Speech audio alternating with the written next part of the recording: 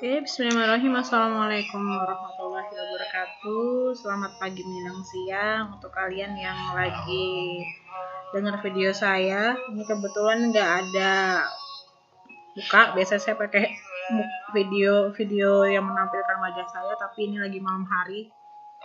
Saya ngerekamnya takutnya nanti kalau nggak kelihatan mukanya ya. Oke, kita ditemani sama lagunya Pamungkas, I Love You But I'm Letting Go. Jadi ya, I don't know lah, pokoknya nikmatin aja sambil mendengarkan materi yang akan kita bahas untuk pertemuan kali ini. Oke, SWOT analisis kita akan bahas tentang SWOT analisis. Apa itu SWOT? Nah, ini akan dibahas di materi ini. Oke, kita langsung saja. Apa yang akan kita pelajari? Pertama, kita akan pelajari pengertian analisis SWOT, kemudian unsur-unsur analisis SWOT, metode analisis SWOT, dan juga contoh analisis SWOT. Oke, lanjut ke pengertian analisis SWOT. Jadi SWOT atau SWOT itu adalah singkatan dari strength, kekuatan, weakness, kelemahan, opportunities, peluang, dan threats itu ancaman. Jadi SWOT itu singkatan dari berbahasa Inggris. Ya, S-nya strength, W-nya weakness, O-nya opportunities, dan T-nya threat. Gitu. Itu kalau di bahasa Indonesia ini tuh ada kekuatan, kelemahan, peluang, dan juga ancaman. Nah, analisis SWOT sendiri itu mengatur kekuatan, kelemahan, peluang, dan ancaman utama ke dalam daftar yang terorganisir dan biasanya disajikan dalam bilah kisi-kisi yang sederhana. Jadi, analisis SWOT itu merupakan suatu tempat di mana kita bisa menganalisis kekuatan, kelemahan, peluang, ancaman dari produk yang akan atau produk yang sedang dikeluarkan oleh kita, gitu ya. Strength dan weakness itu berasal dari internal produk kita. Jadi apapun itu faktor itu terjadi karena faktor internal atau faktor dari dalam produknya, bukan dari luarnya. Ya. Kemudian opportunities dan threats itu berasal dari eksternalnya yang mempengaruhi bisnis atau hal-hal yang terjadi di luar perusahaan pada pasar yang lebih besar. Nah, jadi kalau opportunities dan threats itu lebih kepada faktor luar yang mempengaruhi produk kita. Biasanya juga faktor luar itu juga tidak bisa kita prediksi atau sesuatu yang tidak bisa kita kendalikan. Berbeda dengan strength dan weakness, itu biasanya faktor-faktor yang bisa kita kendalikan, faktor-faktor yang kita bisa buat, faktor-faktor yang bisa kita usahakan, itu ada di dalam kekuatan dan kelemahan. Sedangkan untuk peluang dan ancaman itu biasanya faktor-faktor yang sebenarnya kita tidak bisa prediksi sebelumnya atau di luar dari kendali kita. Gitu ya, itu adalah pengertian dari analisis SWOT. Lanjut, unsur-unsur analisis SWOT seperti yang tadi sudah dijelaskan, itu ada S, strength atau kekuatan.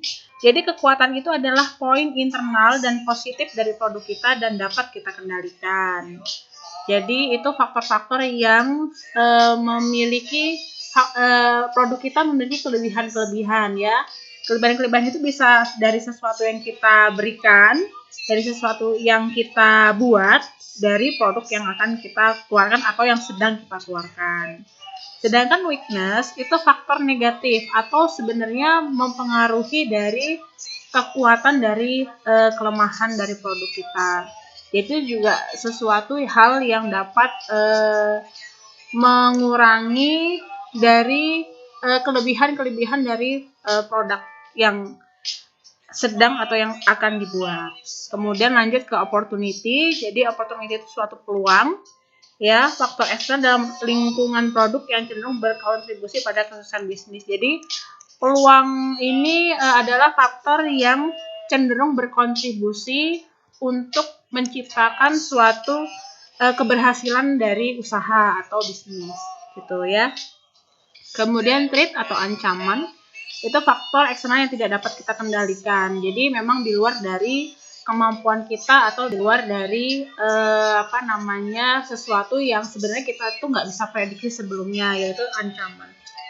Lanjut, metode analisis SWOT itu pertama ada metode personal, menggunakan personal, dan juga ada metode kelompok. Kalau misalkan metode personal itu lebih kepada analisis yang kita lakukan sendiri, yang kita pikir sendiri. Jadi hasil pemikiran sendiri itu metode analisis yang bersifat personal. Sedangkan kalau yang berkelompok ini dilakukan secara bersama-sama, tentunya juga kita lebih banyak menemukan sesuatu hal dari sudut pandang yang berbeda, dan tentunya ini juga sangat membantu untuk keberhasilan produk kita. Jadi kemudian dari berbagai macam sudut pandang dan berbagai macam hal yang sudah disimpulkan, itu biasanya dibuat catatan-catatan kecil dan diberikan mana yang paling prioritas dan mana yang paling bisa kemungkinan terjadi dari produk kita sendiri. Jadi sebenarnya lebih baik metode ini dilakukan secara berkelompok, sehingganya membuat dan membentuk suatu pemikiran dan sudut pandang yang berbeda, dan tentunya itu juga sebagai bahan pertimbangan untuk memperbaiki produk selanjutnya. Gitu. Ini contoh penggunaannya analisis SWOT. Yang pertama strengths. Nah, strengths ini sebenarnya contohnya seperti harga lebih ekonomis. Jadi sebenarnya sesuatu yang mudah dan bisa dilihat oleh mata atau bisa dirasakan. Jadi strength itu misalnya harganya ekonomis, kemudian bebas pengawet atau tidak menggunakan MSG. Balik lagi kayak misalkan kalian menganalisis rasanya enak gitu. Nah, analisis yang seperti itu tidak bisa menjadikan ini jadi sumber kekuatan, karena balik lagi rasa enak atau rasa lezat itu bersifat relatif ya. Jadi nggak bisa semua orang mengatakan hal yang sama, karena semua orang tuh punya selera yang berbeda. Jadi kalau misalkan kalian menganalisis lebih kepada makanan yang enak atau lezat, itu tidak bisa dimasukkan kepada kelebihan atau strength gitu. Lanjut ke weakness. Weakness tadi balik lagi, weakness adalah kelemahan. Jadi kelemahan dari produknya itu apa? Di sini saya memberikan contoh bahan baku tergantung pada musim. Jadi emang ini bahan baku yang didapatkan itu benar-benar tergantung pada musimnya. Misalkan kayak jus mangga. Jus mangga itu kan kalau misalkan pas nggak musim mangga agak susah nyari mangganya kan. Nah itu adalah salah satu contoh kelemahan dari produknya. Jadi produk itu nggak bisa menjadi sesuatu yang berada terus-menerus, sedangkan bahan baku yang akan kita gunakan itu susah dicari gitu, jadi nggak bisa berkelanjutan. Yang kedua itu kurangnya promosi, itu juga menjadi salah satu hal untuk menjadi kelemahan dari produk yang akan kalian buat atau yang sedang kalian lakukan. Yang ketiga itu ada opportunities. Jadi opportunities itu peluang di mana sebenarnya hal ini menjadi salah satu kontribusi yang menjadikan produk ini jauh lebih baik dan produk ini bisa berkembang atau menjadi sesuatu yang layak untuk dipasarkan. Nah, seperti itu. Nah, kemudian contohnya itu belum ada produk yang sejenis. Jadi memang ini suatu kelebihan juga. Kalau misalkan belum ada produk yang sejenis, tentunya masyarakat atau orang-orang itu tentunya akan memiliki rasa penasaran untuk mencoba produk yang kalian tawarkan gitu kan. Kemudian yang kedua mungkin rasanya familiar oleh masyarakat, ini juga bisa menjadi salah satu faktornya, di mana sebenarnya mereka juga sudah familiar dengan rasanya gitu. Ya, jadi nggak menjadi sesuatu yang asing atau mungkin sesuatu yang sebenarnya ini mudah untuk fleksibel untuk bisa dirasakan oleh masyarakat kita. Yang terakhir ada threat atau pesaing. Ini juga pesaing adalah sesuatu yang nggak bisa kita kendalikan tentunya ya.